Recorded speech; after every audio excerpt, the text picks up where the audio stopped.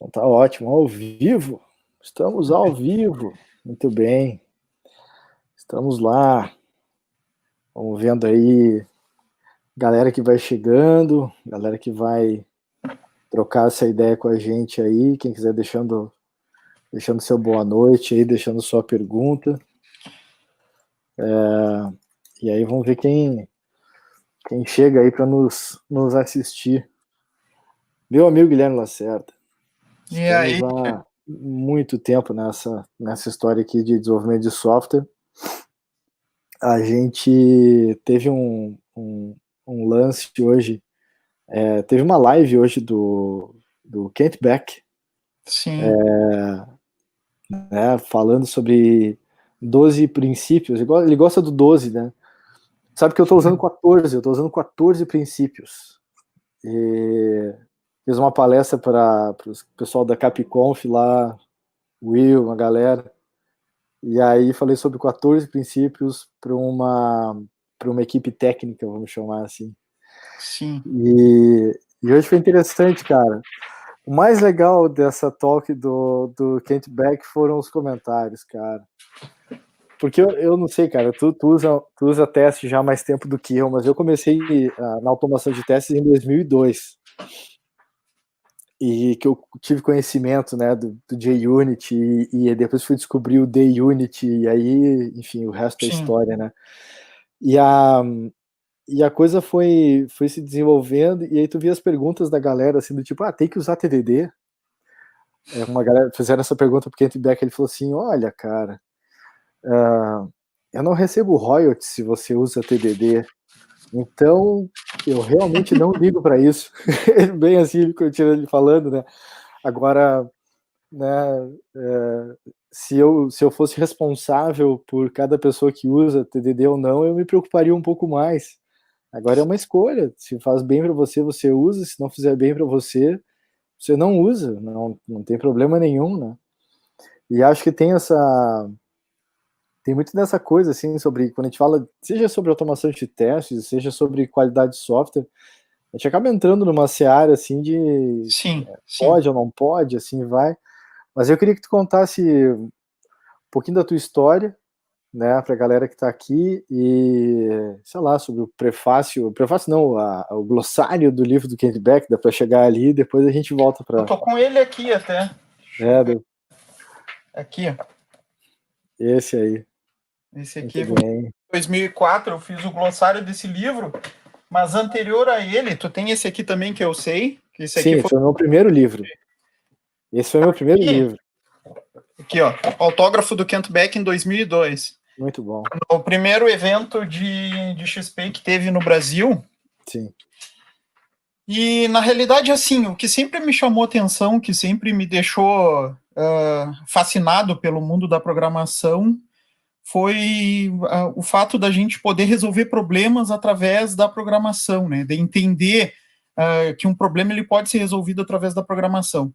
E a partir daí eu tive vários amigos, vários parceiros, vários professores que, de certa forma, me puxaram para entender o que seria a qualidade de código, qualidade de software. Hoje eu vejo uma discussão bastante forte em cima disso, mas assim, ó, independente do paradigma, independente da abordagem que a gente utilize, tem coisas que são agnósticos a isso, entendeu? Questão de nomenclatura, por exemplo, usar bons nomes faz total diferença, né? Existem estatísticas que mostram que um desenvolvedor leva de 40% a 60% do tempo só para saber onde tem que fazer uma alteração se o código não segue, por exemplo, algumas convenções de código. E isso, para mim, é básico. Então, tem coisas que são básicas que muitas vezes a gente tem que estar resgatando, tem que estar trazendo. E em toda essa minha trajetória, passando por inúmeras linguagens de programação, depois acho que a gente vai falar um pouquinho sobre essa questão de tecnologia, essa paixão que a galera tem para frameworks e tal, e eu não sou contra framework, longe disso, a gente utiliza framework, só que a gente tem que entender que isso é uma ferramenta, né, um apoio para o trabalho, mas o principal é outra coisa, são outras questões que a gente tem que levar em consideração. Então, para mim, esses aspectos de tu trabalhar com diferentes linguagens de programação, usar isso como aprendizado para te tornar um profissional melhor, trabalhar com as pessoas, aprender certos padrões, certas dicas, certos macetes que muitas vezes tu vai pegando ali no dia a dia. Isso é o que vai forjando o desenvolvedor, sabe? Eu vejo que assim que a grande parte da formação, pela nossa atividade ser uma atividade especialista, a nossa formação ela é baseada em fundamentação, mas também baseada em experimentação. A gente tem que colocar a mão na massa, a gente tem que gerar o próprio aprendizado, senão a coisa não fica, sabe? Como qualquer atividade especialista. Já pensou se um médico, por exemplo, fosse fazer uma cirurgia, pegasse um livro lá de medicina, ou simplesmente só com a teoria e depois tivesse que entrar em prática, né? Isso. Então, não faz sentido. Então, grande parte desse conhecimento ele se solidifica na prática, né? Tu sabe bem disso. Sim. Sabe que eu estava ontem, até se o Henrique Bastos ver esse vídeo algum dia, eu estava ontem assistindo uma aula do Henrique Bastos sobre refatoração. Ah, legal. Ele pegou um código em Python, um código, ele era funcional e tudo mais, mas era cheio de problemas aquele código sem nenhum teste. E ele passa o exercício de ficar criando pequenos pedaços de teste e tornando aquele código mais legível. E o que ele trabalhou muito era em questão da expressividade daquele código, a fluidez de leitura, de eu poder saber navegar naquele código ali e poder brincar em cima dessas coisas. E direto assim, a galera participando ali trazia questões do tipo, não vai criar uma classe, não vai fazer tal coisa, apaga isso aí, faz de novo, vamos não sei o que. Ou às vezes sugerindo uma refatoração que quebraria o código inteiro, ou faria tu começar a fazer search replace dentro do código sem ter nenhuma cobertura de teste para aquilo, sabe? Sim. E ele trazia muito assim, cara, calma, tipo, vai evoluindo e tal. Tu já dormiu vendo o filme? Sim. Cara, ontem eu dormi, eu peço desculpas pro Henrique, mas cara, ele ficou 4 horas programando, começou às 9 da noite, era 1 da manhã, ele tava lá ainda mexendo naquele código. Caraca! Então eu vou pegar a gravação da aula para poder ver como é que ele terminou e tal. Mas é muito legal quando a gente vê a galera trabalhando na prática, né? O Kent Beck publicou agora um vídeo também usando o esquema do TCR, né? O Test and Commit ou Revert, né? Naquele conceito dele que ele tá brincando, não é o TDD agora, ele vai na linha, cara, testa, comita, se falhou o teste, ele desfaza o código. Que é a brincadeira do Baby Steps que a gente já fazia aí um tempo. Em 2000 e... Quando é que foi 2013, 2013 a gente fez em Brasília, num CBSoft da vida. É isso aí. É a brincadeira do Baby Steps, de treinar Baby Steps. Então... até pegando esse gancho que tu tá falando aí do Henrique Bastos, eu não olhei o vídeo, não assisti a aula, mas eu imagino que a primeira coisa que ele fez foi criar uma rede de segurança, né? E isso é o principal ponto do teste, ou seja, sem mexer em nenhuma parte do código, sem entrar no mérito do código, a primeira coisa que tu faz é criar essa rede de segurança, e talvez aí seja a primeira dica para quem vai lidar, por exemplo, com código legado, e talvez o primeiro impacto para vocês que vão mexer num código legado seja justamente esse. Como é que eu sei que o meu código está tão ruim? Tenta criar um teste para ele. No momento que tu for tentar criar um teste para aquele código legado e tu começar a ver que ele está altamente acoplado, um monte de dependência, né, aí tu vai começar a ver que a coisa está ruim. Mas tem um detalhe, né? Não façam mock, né, porque aí vocês vão estar se enganando. Também tem isso. Então eu preciso, de certa forma, ter essa ciência, criar essa rede de segurança até para ir refletindo sobre o código mesmo vai nos dando caminhos, no momento que a gente melhora uma nomenclatura. Uma vez um desenvolvedor experiente me disse que o refactoring mais importante era o rename, e é verdade, porque ele te dá essa expressividade, ele torna coisas que muitas vezes estão obscuras em coisas simples. Até já aproveitando esse gancho, Daniel, deixa eu mostrar um outro livro. Vim cheio de livros hoje, mas tem um livro que eu gostaria de mostrar para o pessoal, que ele não tem tanto prestígio quanto outros, mas ele é fundamental, ele é super importante. Tu deve saber de qual que eu estou falando. O livro do Michael Feathers. Né? Boa. Trabalhando com código legado. Cara, é interessante a coisa do Feathers e tal, e a gente ter essa consciência que, assim, Até eu tava respondendo no tweet esses dias, que era o que é um código legado. Eu assim, cara, tu fez um Git push, é legado, cara. Sim. É legado. Tu fez um Git push, é legado, cara. Tu foi dormir, é legado. Sim. E aí, a primeira pergunta que a gente botou para trocar ideia hoje era sobre o que é qualidade de código, né, pra gente. E eu já tive várias versões dessa pergunta, né? Já tive vários tipos de resposta, assim. E hoje a minha resposta tem muito a ver do tipo, quão rápido eu leio esse código e sair operando em cima dele. Eu mesmo tenho e uso com os meus alunos e em consultoria, tem uma heurística que eu uso que é a regra dos 30 segundos. Se eu olhei um trecho de código e aí serve assim, ó, vamos pensar na menor unidade que a gente tem falando em orientação de objetos, num método. Se eu estou seguindo aquela ideia de uma boa nomenclatura, se eu conheço o padrão, em 30 segundos eu não entendi o que está fazendo aquilo ali, alguma coisa está mal. Esse é o primeiro indício para mim, assim, que alguma coisa não está legal e que talvez tenha que se pensar em alguma outra estratégia, né? Então, regra dos 30 segundos. Até tu falou de frameworks, né?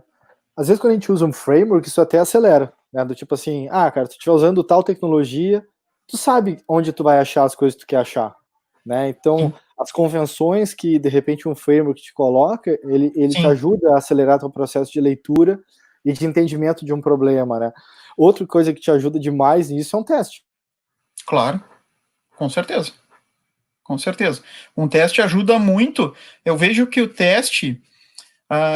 eu entendo que o teste, e aí tem uma abordagem que o Joshua Kerievsky utiliza, que me chama muito a atenção, que é o seguinte, perguntar com teste e responder com código. É uma abordagem interessante, que vai fazer justamente que a gente siga esse baby steps. Acho que deu uma travada, Daniel, no teu aí. Será que não?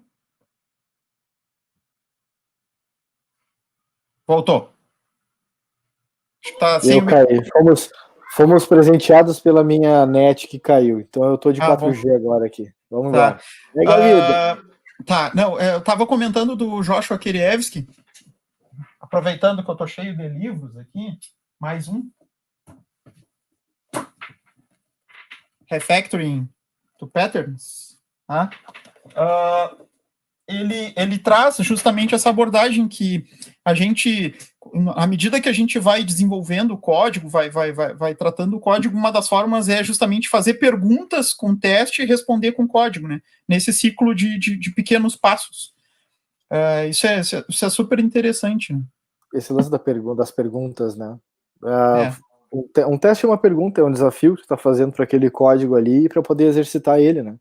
Sim, e sim. A própria história do TDD, né? Eu estava brincando contigo antes ali sobre fazer ou não fazer TDD, mas a brincadeira, né, cara, é do tipo, a gente, quando trabalha com TDD, são pedidos de permissão que a gente faz com o código.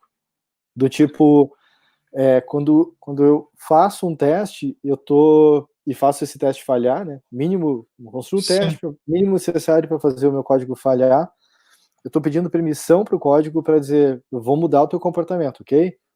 E aí a gente vai lá e muda o comportamento. O teste está passando, a gente acabou de ganhar a permissão de mexer na estrutura daquele código. Sim. E é uma dança, é uma fluidez, é uma história que a gente consegue ir evoluindo. E eu vejo isso como uma questão muito da... Como que... Isso é difícil de ensinar, cara. Eu não aprendi isso na faculdade, entendeu? Eu não tinha esses conceitos lá. Eu fui aprender isso quando eu fui para a prática, quando eu comecei a sofrer no dia a dia de colocar código em produção e mandar versão para cliente, e aí de repente tem um defeito, e daí eu tenho que dar manutenção, eu tenho que evoluir. E como é que eu aprendo mais rápido? Então a coisa... Né, eu acho que, de novo, eu trago muito assim, uma das minhas principais características é a preguiça, né? E eu acho que o que me fez adorar testes é o fato da preguiça. Isso me ajuda demais a não repetir, a não perder tempo, a não me repetir em vários aspectos, assim, né? Sim. A gente estava até comentando sobre frameworks ali, o alemão tá falando ali.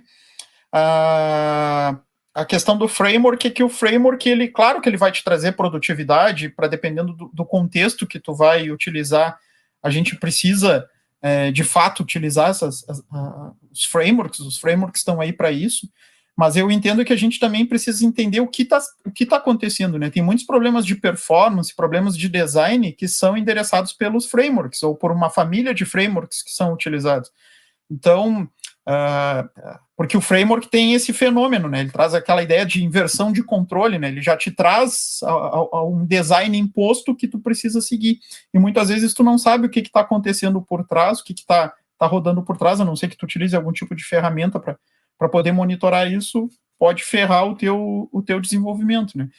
E o teste, a gente estava falando dessa questão do teste do aprendizado, cara, eu vejo que tem uma frase, até eu anotei aqui, que tem uma frase que o Falcão utiliza, o jogador de futebol, que ele fala muito do jogador de futebol, né? O jogador de futebol, ele morre 2 vezes, né? Uma quando ele para de jogar e outra quando efetivamente morre, né? E eu digo que o desenvolvedor de software também. Quando é que ele morre a primeira vez? Quando ele para de aprender. Então, assim, não é porque tu não viu na faculdade. Na verdade, o conhecimento, o ensino, ele é o céu é o limite, né? Então, se a gente consegue extrapolar e tem...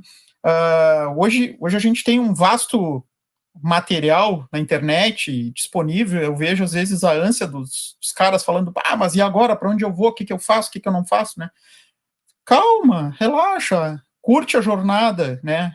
Foca em coisas que são fundamentais, como a gente está falando aí de testes, de simplicidade, conhecer estruturas de dados. Isso é agnóstico de paradigma de programação, né? Então eu vejo que fundamentos, hoje a tendência é a linguagem ou paradigma XYZ. Tá, e amanhã se não for? A gente enfrentou isso, Daniel. A gente vivenciou isso. Se a gente não consegue se adaptar, mas o que fez com que a gente pudesse se adaptar? Esses fundamentos, entendendo as coisas. Até o fato mesmo de tu incorporar nas tuas práticas do dia a dia esse pensamento de testes, de trazer o teste, de ver como validar, vai te ajudar, inclusive, no próprio aprendizado. A gente está falando de TDD, muita gente entende que TDD é técnica de teste. Eu vejo o TDD como técnica de design, onde tu ganha de brinde os testes. É o mindset, a mentalidade de como tu pensa a coisa.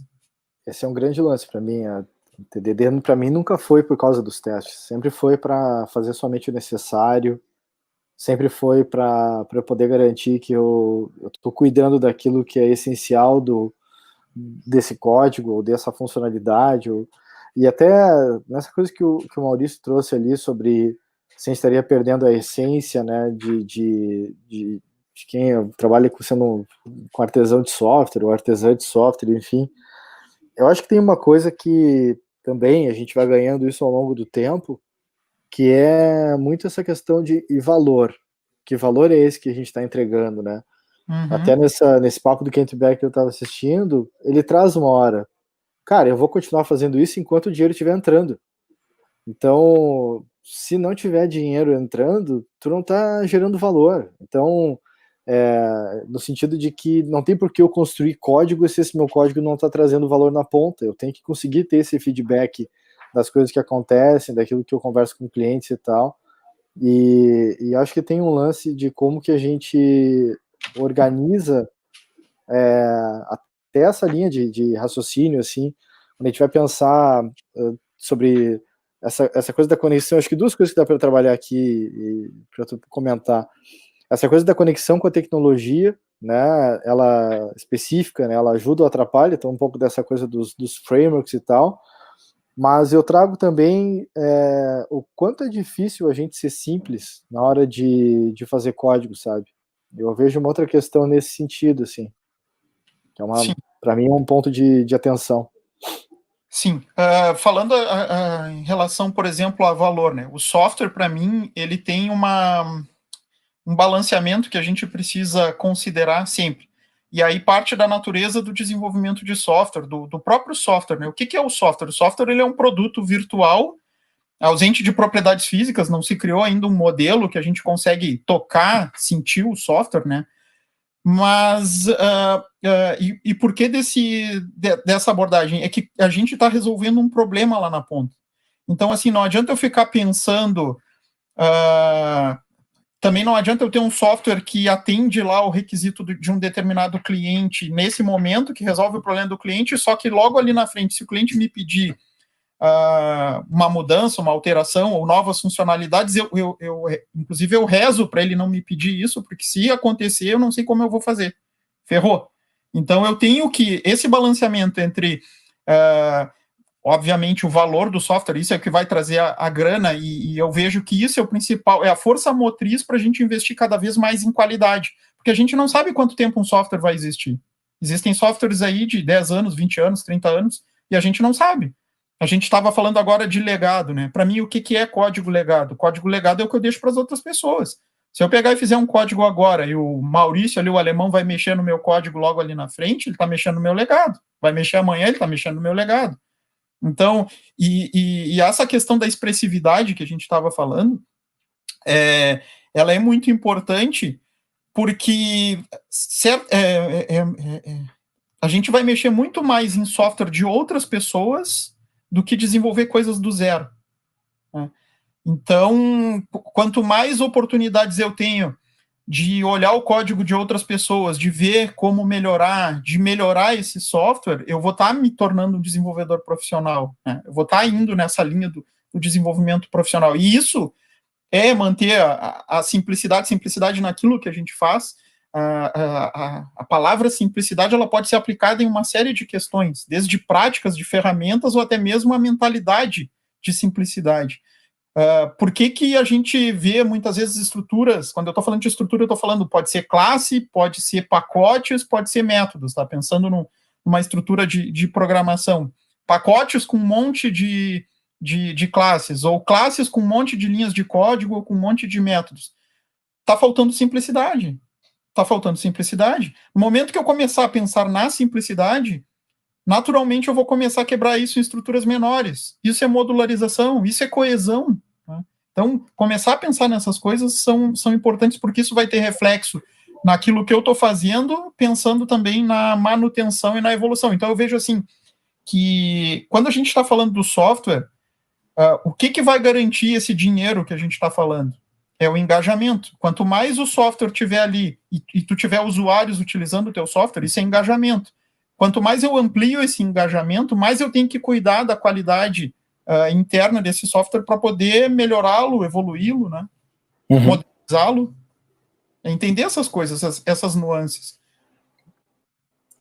Uma coisa para ti, assim, a gente está com algum problema nos comentários aqui. Eu estava tentando ver aqui. Eu não sei se o último que eu tenho é do Maurício.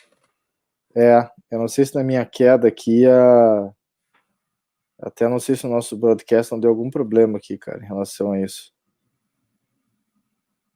Estava tentando olhar aqui a questão do histórico aqui em relação a isso.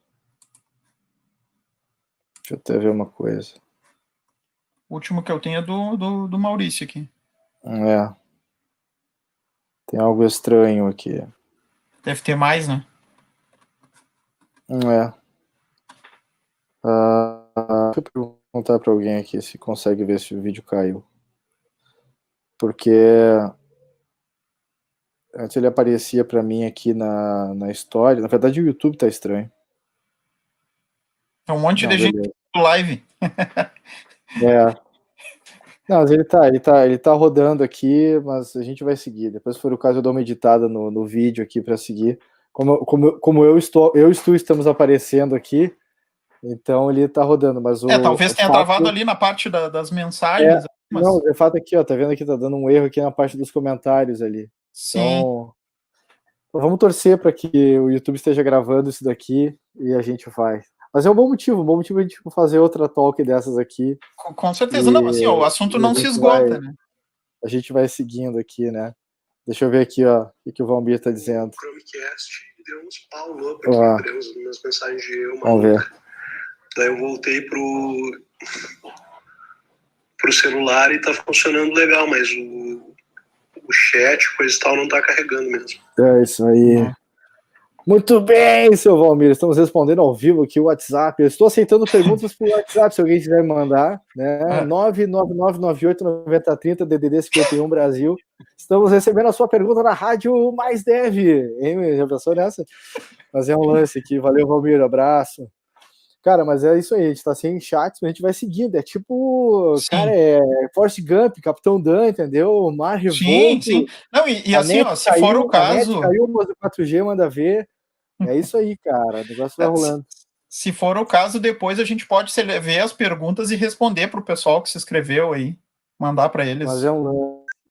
Mas assim, a gente vai. Não vai ser o último papo que a gente faz, vai ser, né? Esperamos fazer vários outros papos assim em relação a isso. Mas eu queria trazer um assunto para ti, cara, sobre algoritmos e estrutura de dados. E aí, para provocar essa pergunta, eu queria te trazer uma coisa que eu estou estudando agora. Eu estou estudando sobre pensamento computacional. Sim. E aí eu fui lá para a teoria da história. E aí lá quando vai se falar de pensamento computacional, ele fala sobre coisas do tipo capacidade de abstração. Ele fala sobre algoritmos. Então tem uns videozinhos agora que tá rolando da galera. Tu tem que dizer para alguém como que faz um sanduíche. Então a pessoa vai seguindo as instruções, né? E aí tem uma que assim, passa a maionese no sanduíche. A pessoa pega lá a maionese lá e passa no sanduíche e tal, coisa parecida, né? Então como que tu expressa os passos ou coisa do tipo, né? Então algoritmo é um lance que entra, né, da gente poder conversar. A outra que vem é sobre decomposição, né? Como que eu consigo enxergar, pegar o problema grande, problemas menores e vou trabalhando com isso. E para mim a mais importante de todas elas é sobre reconhecimento de padrões. E quando eu penso quando eu penso no reconhecimento de padrões, vem desde a coisa de leitura de código, que tu estava comentando antes. Para mim entra também numa questão que é quando a gente reconhece a necessidade de usar um padrão, e aí depois o padrão emerge, né? O padrão emerge, o padrão ele pede, né? O código repetido ele vai te mostrando assim, por favor, me refatora, cria extrai alguma coisa daqui, entendeu? Eu digo para os meus alunos assim, ó, que ninguém pensa assim, falando até aproveitando o gancho dos padrões, ninguém pensa assim, hoje vou criar 10 padrões. Não, o padrão ele é um insight, né? Que alguém definiu, criou, virou uma solução elegante, se registrou aquilo ali, se documentou para que outras pessoas pudessem reusar o conhecimento, né? Então, acima de tudo, a gente, quando está falando de padrão, a gente está falando de reuso de conhecimento. Mas é um lance. Mas é positivo é positivo esse pensamento em relação ao reconhecimento de padrões e para mim foi uma coisa, eu gosto muito dessa disciplina de estar lendo, reconhecendo coisas. Então às vezes tem um desenho de uma arquitetura, só o fato de mostrar um desenho tu já saquei o que está acontecendo aqui, onde é mais assíncrono, onde é mais síncrono, onde tem ponto de falha, onde eu tenho necessidade de escala. Então, só de conhecer aquilo ali, um pouco da metáfora do sistema, a gente já começa a entender coisas que a gente tem que prestar atenção, né? Então, é uma coisa que é interessante, assim. Uma das coisas que eu queria que tu trouxesse é que tu é um daqueles casos, né, que tu além de dar aula, tu trabalha também, né? Então, a gente ouve muito dessa aí, quando trabalhando no mundo acadêmico, né? Mas só dá aula, como é que a coisa opera, né? Então, não, o Guilherme é um cara que está no mercado há muito tempo aí, com consultoria, já teve empresa com software, né? Software a gente livre. Já fez programação junto também várias vezes. Já variamos várias vezes juntos. Então, como é que tu enxerga assim hoje, né? Assim, não te toma como parâmetro, né? Porque nós lá onde é que a gente estava junto na Facenza, lá em Gravataí? 2007, 2008, 2007, me levou lá em 2004. Eu comecei em 2004, depois começou e a gente mudou todo o circuito lá em relação ao ensino, né? No primeiro semestre a pessoa já aprendia a trabalhar com teste, já começava a ter noção do que estava acontecendo ali. Quando eu chegava na minha disciplina no terceiro semestre, a galera já tinha uma noção do que estava rolando, e aí quando eu ia trabalhar com outro tipo de informação, trabalhar com TDD, os dojos e coisa e tal, já era natural para as pessoas ali. Isso a gente está falando 12 anos atrás, entendeu? E se lá já era estranho, né? A gente está com esse tipo de estratégia de ensino numa faculdade, ainda segue. Essa é a grande nhaca, né? Porque cara, de boas, o mercado não entendeu ainda que teste é uma coisa que é necessária, que é essencial para manutenibilidade de um código, de crescimento dessa base de código, de profissionalismo. Acho que é Sim. profissionalismo, quer dizer, a gente fazer um código e saber que daqui a um tempo não vai ser a gente que vai estar mexendo. Sim. E como é que eu mantenho essa coisa operando, né? Sim. Eu acho que, assim, primeiro, quem escolheu essa área, e aí tem uma conexão com o pensamento computacional que tu comentou, é porque gosta de resolver problemas, né? Quem escolheu a área de TI gosta de resolver problemas, tem um raciocínio sistêmico, tem facilidade com padrões, né? Não que isso não possa ser trabalhado, tanto que tem esses movimentos aí de levar a programação, que eu acho extremamente saudável para outras áreas, para ensino, porque, de certa forma, tu começa a desenvolver novas habilidades, então não necessariamente tu vai trabalhar com programação, mas a partir dali tu pode te tornar um profissional melhor, e eu vejo que isso vai estar cada vez mais iminente, sabe? Falando um pouco dessa questão da formação, cara, o que eu vejo, assim, né? A gente conversou muito ao longo do tempo, até a gente brinca, a gente começou lá na Facenza, né, e com vários outros profissionais, muitos professores, mas também profissionais atuantes no mercado, e a gente até brincava, né, agora tu estava falando de padrões, né, a gente brincava com o GOF, que não é Gang of Four, é Gang of Facenza, justamente pela galera que saiu de lá, e aí eu falo do Parzianello, do Diogo Lucas, de uma série sem falar também dos alunos, né, que hoje são nossos amigos, colegas aí, O que a gente Adamati até hoje. estava aí assistindo, o Guilherme o Elias. Adamati tá aí, o Raul, cara, a gente trabalhou junto no projeto lá do Hospital de Clínicas, grande Raul. Há muito tempo atrás. Então, assim. Não deu tempo de eu dar um oi para ele no chat ali, que o nosso chat se perdeu aqui. Sim, agora que eu vi ali que ele estava. Sinta-se um abraço. E lá a gente fiz pair com o Fábio Castilhos, que depois foi nosso aluno na pós. E lá a gente fazia teste automatizado na época lá em PHP, cara. Então, assim, não é desculpa, sabe? E uma coisa que eu vi que era necessário levar isso para a academia. Eu sempre fui muito incomodado, e às vezes, como eu transito nesses dois mundos, eu me sinto incomodado, tá? Por que tu... E eu até entendo certos aspectos.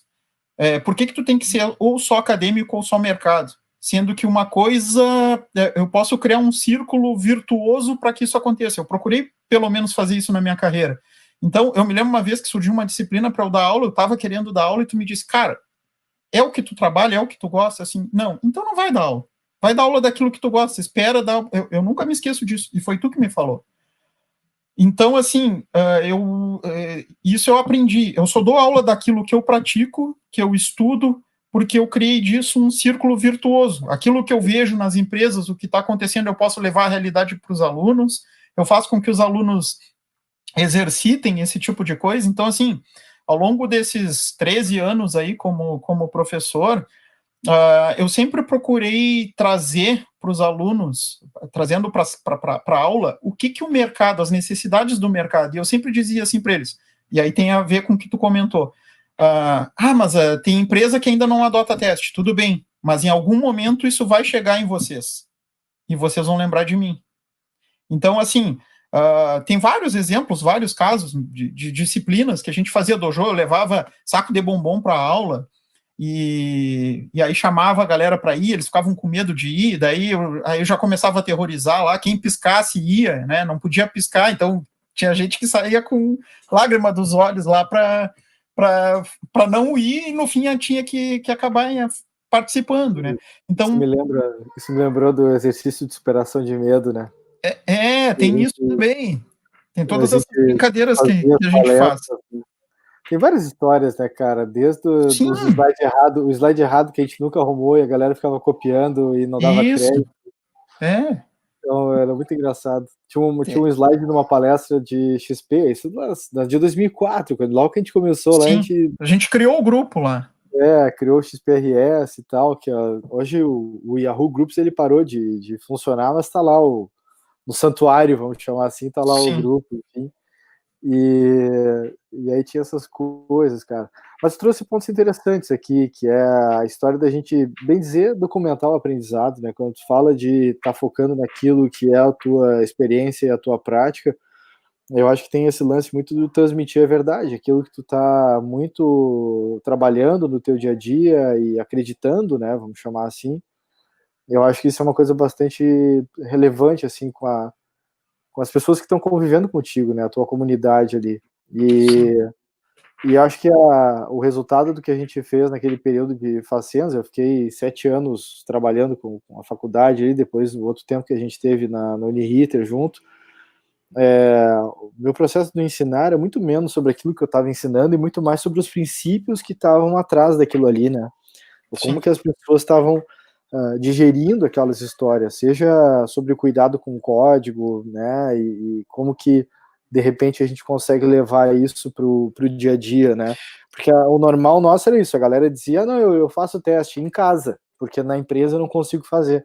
Não, então... Tem uma situação muito louca que tu tá comentando agora que me vem na cabeça, que é o seguinte, eu tenho mentorado muitos times nessa questão de princípios e práticas, sem conhecer a tecnologia, porque os caras conhecem a tecnologia. Então, por exemplo, eu tenho trabalhado com times .NET há anos já, que trabalho com tecnologia .NET, eu não programo em .NET, mas o que a gente fala é de automação, é de design, é de fundamentos, de OO. Então, na realidade, aí vem a outra questão, né, da tecnologia. Não necessariamente eu preciso dominar aquela tecnologia, enfim, porque a tecnologia ela é algo muito volátil. Enquanto a gente está discutindo aqui, estão surgindo tecnologias que logo ali na frente vai ter o boom. Então, se a gente se cercar de fundamentos, eu vejo que o aprendizado, eu até tinha anotado aqui, o aprendizado, uma das coisas que a gente precisa levar em consideração no aprendizado é, primeiro, cada pessoa tem um formato de aprendizado, tem uma forma de aprender. Então, tentem descobrir o seu método de aprendizado. Criem uma rotina de disciplina em cima desse aprendizado. É importante ser disciplinado enquanto a gente está aprendendo, até para isso se tornar algo natural, né? Isso não é do dia para a noite, né? Tá no mudo. O chat voltou a funcionar. Até eu fiquei feliz. Com um comentário da WildTech aqui, ó. É um meta-comentário, entendeu? O cara comenta e o próprio cara responde. É um troço que é legal. É muito bom. Então, a galera que está assistindo ao vivo agora e quiser dar um refresh no browser, o chat voltará a funcionar. Cara, tem esse lance eu queria que tu trouxesse uma coisa assim, ó. O teu doutorado, o caminho do teu doutorado. Porque a gente, na verdade, vamos para parte aqui, né? A gente construiu um livro de XP junto, que a gente começou a escrever ele voltou a escrever uma disciplina de engenharia de software da Universidade Federal, aqui, onde o objetivo era que o Guilherme estava fazendo aulas como aluno especial lá para poder ingressar no doutorado, e eu estava tentando fazer, acho que a primeira, eu nunca tentei voltar mais de uma vez, eu acho, para o mestrado, então voltar a fazer algumas disciplinas para tentar encarar o mestrado de novo. E o que resultou desse trabalho aí foi um survey que a gente fez, que está no meu SlideShare, deve estar no teu também lá como um documento, 30 e poucas páginas e tal, um monte de referência, né? E esse survey virou os primeiros capítulos desse livro aí, que foi publicado pela Casa do Código, né? E na prática eu não voltei pro mestrado, né? Mas tu foi seguindo ali o teu caminho e tal, e até conseguir fazer a qualificação e seguir em frente, assim. E eu queria que tu trouxesse para a galera um pouco o tipo de coisa que tu está estudando, das teorias sobre smells e refactorings e essa tua integração com outros grupos de pesquisa e tal, porque eu acho que é uma coisa relevante, porque assim, de um lado, a gente tem um lado nosso da praticidade de querer ver coisa funcionando e gerando valor. E isso está claro, quer dizer, entre um código não tão bom e lucro acontecendo, deixa o lucro acontecer, depois a gente refatora esse código aqui e busca de novo, né? Sim. E essa busca é o trabalho diário com a dívida técnica e como que a gente vai fazendo para garantir a evolução do código. Mas tem um outro lado também, daquela busca sei lá, do afiar machado, ou qualquer que seja a metáfora que a gente queira usar, ou coisa parecida, mas da gente estar sempre buscando o entendimento de como que a gente lê código melhor, como que eu consigo identificar algum código que está pedindo, por favor, melhor aqui e tal. Eu queria que trouxesse um pouco dessa teu caminho, né, até esse momento no doutorado. Então, na realidade, como tu comentou, já faz um tempo que eu venho... Como a gente trabalha, dá aula e não tem como parar só para estudar, não é a realidade, né, de parar, por exemplo, de conseguir viver com bolsa, o que acontece, tá?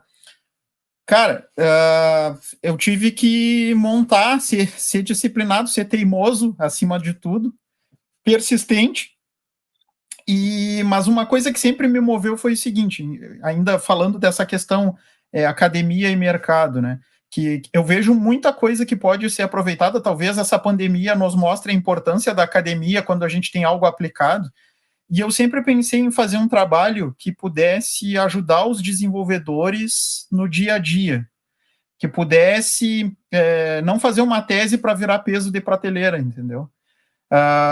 Fosse de fato algo que pudesse ajudar, que pudesse contribuir, e eu vejo o doutorado, porque assim, a gente já trabalha há bastante tempo ajudando equipes, mentorando, seja em qualidade de código, seja em automação de testes, então assim, eu vejo que o doutorado é uma jornada, assim como a gente está falando do aprendizado, cara, eu sei que até ali, até uma determinada parte vai ser o meu doutorado, mas aquilo ali não vai se esgotar ali, eu vou continuar trabalhando, eu vou continuar estudando, e vou continuar contribuindo. Então, assim, o que é o meu doutorado hoje? Eu estou estudando a área de smells e refactoring já faz um bom tempo, e já venho praticando e exercitando isso, só que, junto com alguns outros grupos de pesquisa e discussões, a gente tem muito claro o refactoring, assim, a data de nascimento do refactoring é de 92, uma tese de doutorado que foi defendida na Universidade de Illinois. O cara que orientou a tese de doutorado é um dos caras do GOF, o Ralph Johnson, tá? E o refactoring, então, ele tem 28 anos. E nesses 28 anos, se criou claramente, até por ser um problema complexo, comunidades que estudam smells e tentam definir esses smells e tentam criar taxonomias, nomenclaturas, só que isso ainda está muito aberto, tá? E do outro lado, tem o pessoal de refatoração que busca identificar oportunidades de refatoração para ver como melhorar, só que aí, nesse meio tempo, tem um monte de problema que ainda não foi tratado. Por exemplo, métrica. Nem vamos entrar no contexto de detecção de smells. Métrica. Às vezes o cara chega na empresa assim e vê o seguinte, cara, como é que vocês medem o código de vocês? Tu sabe, tu já viu a gente fazendo isso? Os caras dizem, a gente tem o sonar. É assim, é? Tu sabe qual é as métricas que tem no sonar? Quem é que olha o sonar constantemente? Então, isso muitas vezes me incomoda, porque a gente está trabalhando, desenvolvendo tecnologias de ponta e software como negócio sendo aplicado em várias áreas, só que, assim, o jeito que a gente desenvolve software ainda é muito amador. Então, tem muita coisa para a gente evoluir em termos de qualidade de software, não apenas pensando em software como valor, mas também em como manter, como evoluir, como cuidar do software, né? Saúde e bem-estar do software. E o meu doutorado ele tem se concentrado em identificar, aplicando heurísticas práticas, cruzando com oportunidades desses smells, né, na detecção desses smells, a gente está chamando eles de problemas de design, né, porque tem, inclusive, até a questão de nomenclatura. Tem gente que chama de God Class, tem outra que chama de Blob, então nem a literatura ainda está, embora tenha as referências do Martin Fowler e tal, que são amplamente citadas, falando no contexto acadêmico, ainda tem muita discussão a respeito disso. Até no artigo que eu publiquei recentemente, eu levantei 13... Artigo não, aquilo é sei lá, o Guilherme tem a capacidade de fazer uns troços assim. Eu franzi a testa algumas vezes, né, lendo aquele teu troço lá, cara. Então, parabéns. Não mas foi dureza. Foi dureza. Depois eu boto o link pra galera. Ele é público, né? Sim, tá tem público sim, tem no Archive. Saiu a edição agora pela revista, né? Mas é um artigo que ele é um artigo terciário, é um trabalho terciário que contempla justamente essa discussão de smells e refactoring. Porque, assim, como eu falei para vocês, só o fato de estudar smell já é um problema complexo. Quando tu liga com refactoring, se torna um problema ainda mais complexo. Só que, para mim, não faz sentido tu estudar uma coisa sem estar ligada à outra. E aí, nesse trabalho, através de estudos, a gente conseguiu trazer essa discussão que o que liga, na realidade, smells e refactoring é a qualidade, são aspectos de qualidade, que é o nosso assunto hoje aqui. E mais do que ligar, a gente viu também que o que é mais problemático em relação ao código não é o smell, é o refactoring. O refactoring é que afeta mais a qualidade do código. Por quê? Porque imagina a seguinte situação. Vamos dizer que eu tenha detectado, qual é o propósito de tu fazer uma refatoração? Ou seja, por um smell, ou seja, porque tu quer melhorar algum aspecto de qualidade. Por exemplo, melhorar a manutenibilidade. Esse smell que a gente identificou, ele pode ter várias técnicas que podem ser aplicadas. Eu não sei qual técnica. E isso é uma das discussões que se tem hoje. Os desenvolvedores não conhecem o catálogo de refatoração. Não sabem que muitas vezes tu pode usar os recursos que tem na IDE, tá? Que tem isso, né? E então tem uma série de questões ainda que a gente precisa conectar e levar isso para o contexto prático, né? E eu tenho buscado fazer isso através das pesquisas que a gente tem feito e também de algumas ferramentas que a gente está construindo, de ser algo realmente que possa ajudar o desenvolvedor no dia a dia, de criar essa comunidade mais engajada em discutir qualidade de software, em contribuições. Eu acho que isso é um ponto bastante importante, sabe? E o fato da gente também aplicar um refactoring pode ser que tu afete outros atributos de qualidade. Perfeito. Mesma coisa de um padrão, né? Toda aplicação de um padrão, e lá no livro do Goff tinha muito claro isso, efeitos colaterais. Toda aplicação de um padrão. Os caras esqueceram isso, Daniel. Os caras esqueceram isso. Se tu olhar o livro de Design Patterns, a descrição do catálogo tem ali consequências do uso do padrão. Todo mundo esquece. Só porque está usando um determinado pattern, acha que o código está maravilhoso. E não está. Daqui a pouco tem um over-engineering, alguma coisa ali. Sabe que até nessa questão, quando a gente fala de código limpo, né, quantidade de parâmetros, ou poucos parâmetros, ou mais parâmetros, menos parâmetros, enfim, às vezes é isso, às vezes para deixar a legibilidade melhor do código, talvez valha a pena adicionar um parâmetro a mais, porque de repente para quem vai olhar aquilo ali faça mais sentido do que sem. É muito contextual a coisa, não dá para dizer, sempre é ruim quando tem parâmetro. Talvez, entendeu? Às vezes escrever um if pode ser melhor do que tentar fazer alguma outra loucura. Vai fazer uma expressão regular. Entendeu? Então é meio punk, assim, mas... Fazer uma expressão regular, que daqui a pouco tu pensa assim, não, isso aqui é muito mais elegante. Elegante para quem? Aí tu vai ver a galera que vai meter a mão no código não entende. Então, eu concordo ali com o Valmir que a qualidade ela está relacionada a isso, a facilidade, né? Então, sempre quando vocês estiverem olhando um determinado código, seja em qualquer contexto, no nível de método, de classe, enfim, quando eu olho, a primeira coisa que eu olho num projeto, quando eu abro a IDE, é ver como é que estão organizados os pacotes. Ali tu já começa a tomar certos sustos, porque ali mostra, ali revela, na realidade, uma estrutura arquitetural, como foram organizados os componentes, como é que está distribuído os componentes. Aí tu vai abrir um pacote lá, tem 200 classes num pacote. Acho que tem uma questão disso, né? A facilidade de leitura do código, a questão de como que é fácil de dar manutenção nele, tudo isso vai estar valendo, entendeu? E para mim, é a grande questão do tipo assim, cara, achei um defeito, quão fácil é criar um teste para repetir ele? Eu trabalhei numa equipe de multinacional e tal, que nós tínhamos libs para apoiar os testes. Cara, eu preciso criar um objeto lá, que era um pedido, que esteja em tal situação no sistema. E quando ele estiver nessa situação, eu quero fazer tal coisa. Podia fazer um mock? Podia, mas não era. A gente fazia o teste, que rodava ele, depois detonava os dados e tal, ele tinha aquela independência, né, que os testes deveriam ter. mas era muito essa questão, quão fácil é eu criar um cenário para testar esse tipo de situação que eu estou aqui. Então, às vezes, é ter estruturas no teu código para fazer isso. Claro, o nosso grande interesse seria ter testes que rodem em milissegundos, né? Mas, às vezes, eu vou ter que fazer um teste que funciona como um teste de integração, e aí tudo bem, né? Faz parte.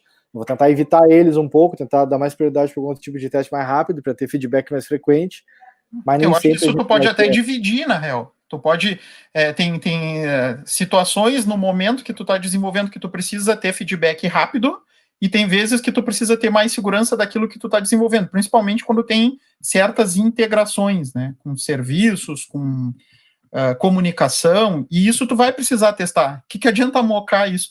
Eu também, se tu analisar, até falando um pouquinho da ferramenta, as ferramentas que a gente está desenvolvendo, eu tenho que criar situações de código para poder calcular métricas, por exemplo, ou injetar código que é um SMEL para ver se de fato a minha ferramenta está detectando isso. Como é que eu faço isso? Com teste.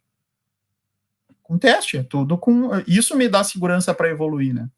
Perfeito. Ó, vou te colocar uma perguntinha, não é bomba, é mais mundo real, assim, ultimamente, se alguém não está criando microserviço, está fazendo alguma função serverless, né? Então, olha só, como testar em um mundo serverless, onde os serviços são ainda mais micro e as linguagens escolhidas são mais dinâmicas e em um contexto onde o OOP não parece fazer tanto sentido? Cara, vamos partir da simplicidade. Né? Eu vejo que tudo está relacionado à questão da simplicidade. Como tu quebra... Por que é a dificuldade em testar? Porque certamente essas coisas estão fazendo mais do que deveriam ser, do que deveriam fazer. Né? Então, no momento que tu mantém as estruturas mais coesas, menores, que tu consiga... Isso independente de paradigma, né? Aqui a gente está falando de um mundo... Sabe, quando eu li, internamente veio tu falando assim, teste de contrato. Qual é o contrato? O que está envolvido aí? E aí cai nessa coisa da coesão. Não, claro, porque na realidade a primeira coisa que tu tem que definir quando tu tá pensando nisso são os contratos, né? Porque isso tu ganha flexibilidade para mudar de uma ponta e de outra. Mas no momento que eu começo a deixar essas coisas mais simples, menores, isso é o que vai facilitar com que a gente consiga ir trabalhando os testes, né? Isso é o que vai facilitar para a gente trabalhar os testes. Uma lista de anti-pattern pode ser usada como um catálogo de refatoração. Deixa eu ver aqui, ó, nosso amigo Wagner. Na realidade, assim, ó, tem autores, tá? Na realidade, assim, se a gente falar de... SMEL é o nome que se popularizou a partir das principais referências, principalmente do mercado e na literatura também, no linguajar acadêmico também se usa muito SMEL, mas vocês vão encontrar também por floss, design floss, vocês vão encontrar anti-pattern, tá? Anti-pattern o pessoal tem utilizado mais para problemas, porque assim, eu posso ter problemas de mais alto nível, hoje a gente enxerga que SMEL, tu pode ter diferentes tipos de SMEL, tu pode ter SMEL em nível arquitetural, tu pode ter SMEL em nível de design, tu pode ter SMEL em nível de código lá mesmo, né? Existe SMEL de configuração, hoje o SMEL ele tem sido utilizado para representar situações de possíveis problemas, não quer dizer que efetivamente é um problema, né? Inclusive, tem alguns SMELs que acabam servindo de base para a gente pensar em como reestruturar aquilo ali. Mas, assim, pegando a questão do Fusca aqui, tem que ver essa lista de anti-pattern, né? Mas, geralmente, sim, ela é baseada, com base nisso, é que a gente monta esse catálogo de refatoração. Um professor que trabalha muito com esse conceito de anti-pattern é o professor Ian Gael, no Canadá. Boa. Cara, estamos chegando aqui no nossa finaleira aqui, né? Tentar manter dentro do tempo, de uma horinha de papo e tal. E tivemos um pequeno break ali no meio da transmissão, que não sei o quanto foi causado pela minha queda da internet aqui, ou quanto que deu uma desconectada no YouTube aqui, porque depois eu tava no 4G aqui do YouTube também e tava meio doidão. mas depois reconectou aqui os comentários de novo, tudo certinho. Eu acho que tem esse lance, né? Na descrição do vídeo já tem o link lá para a ferramenta, né? Para o Dr. Tools, que é um pouco desse output do teu doutorado, né? Um pouco dessa visão dos aprendizados que estão saindo ali. Depois eu complemento a descrição desse vídeo e mando lá para a galera via a ferramenta de cadastro ali para esse evento, o link do artigo também, para quem quiser dar uma olhada. Eu acho que lá no site do Dr. Tools tem tudo lá, tem até o link do artigo. Perfeito. Então a gente já tudo deixa, lá. né? drtools.site, né? Isso, drtools.site. Na realidade, a ideia da metáfora da medicina é justamente essa, né?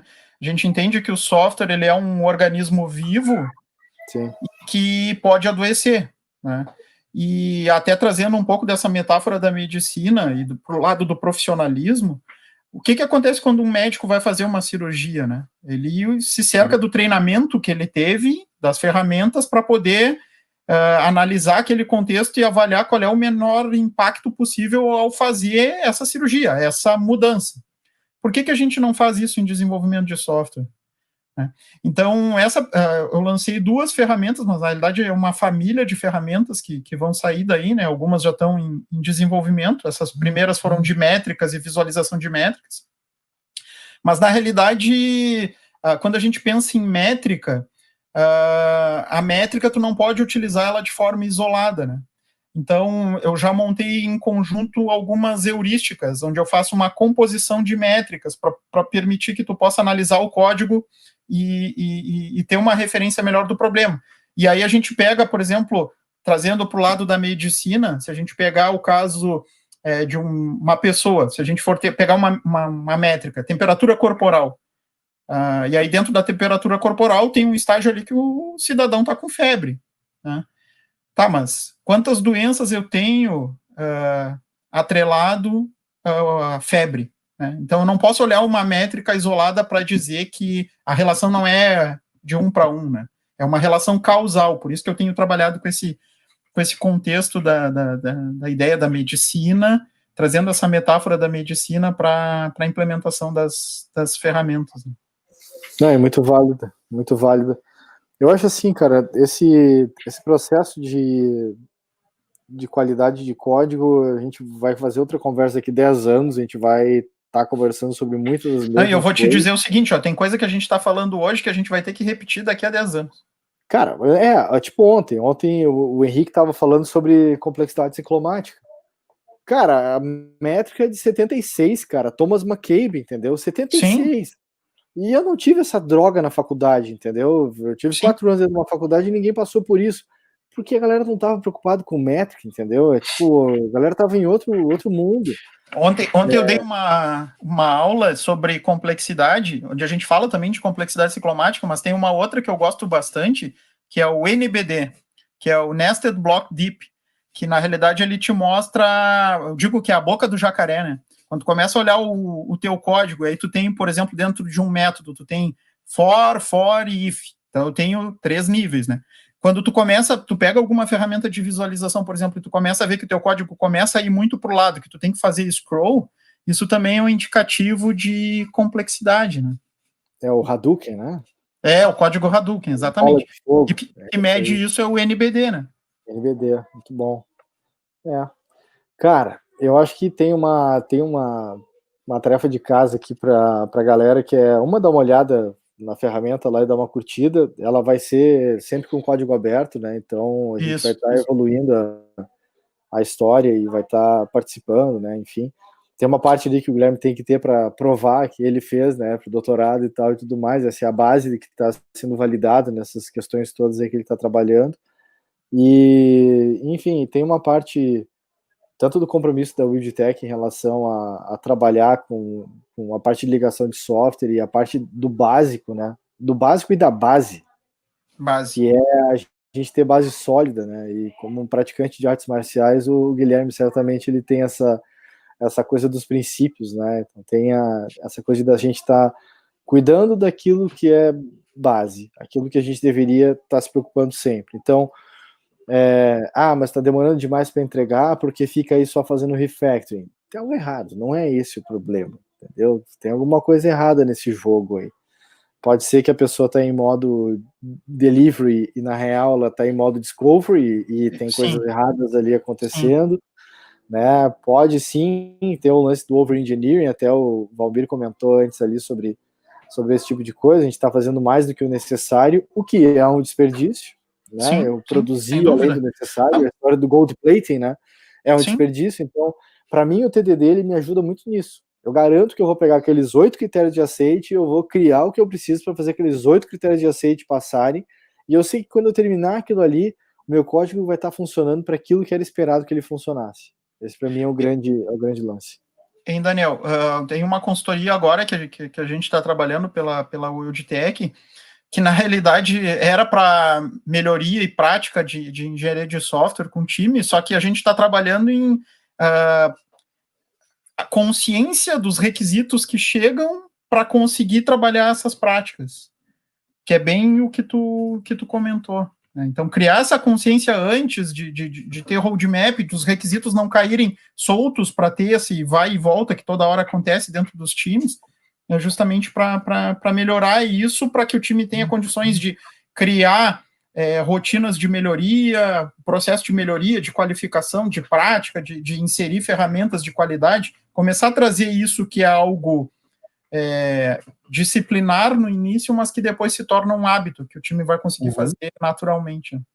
Perfeito. E aí vem a coisa da prática que tu trouxe também já algumas vezes aqui, que é desde a coisa do dojo, do mob programming, do pareamento, ter ações, atividades que ajudem as pessoas a praticarem não só aquilo que é do dia a dia, mas também aquilo que ajude a criar essas reflexões sobre o pensamento computacional que a gente estava falando antes. Então, tudo que me ajudar a ter uma capacidade maior de reconhecer padrões pode me ajudar no meu dia a dia para conseguir ler um código e sobreviver a ele mais, né? Acho que é muito disso. Cara, te agradecer muito pelo nosso tempo aqui.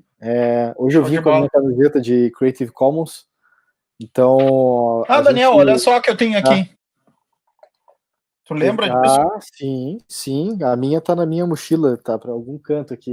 Mas eu tenho uma dessas também. Object Mentor. Isso aí era uma band que o Uncle Bob vendia, porque eu não achei mais troço para vender no site dele. Foi tu que me deu. Isso. A grana que era arrecadada com isso era doada para uma instituição de caridade, enfim. E eu usava essa brincadeira, não era o caso com o Guilherme, ele foi mais um presente, mas eu usei essa brincadeira dentro do time para que as pessoas programassem e toda vez que elas estivessem com a mão no teclado, elas se lembrassem de fazer código limpo. Então, a brincadeira da bandinha era para a pessoa, cara, a partir de agora tu tem que fazer código limpo, agora tu tem que, te lembra disso, te lembra que tu tem que fazer código bom, código limpo, código que funcione, que gere valor, e assim vai. Então, era uma das formas de poder brincar com a galera em relação a isso, e eu comprei algumas aí para dar de presente, ou pequenas indiretas, vamos chamar assim às vezes, né? Mas, cara, é um lance, não.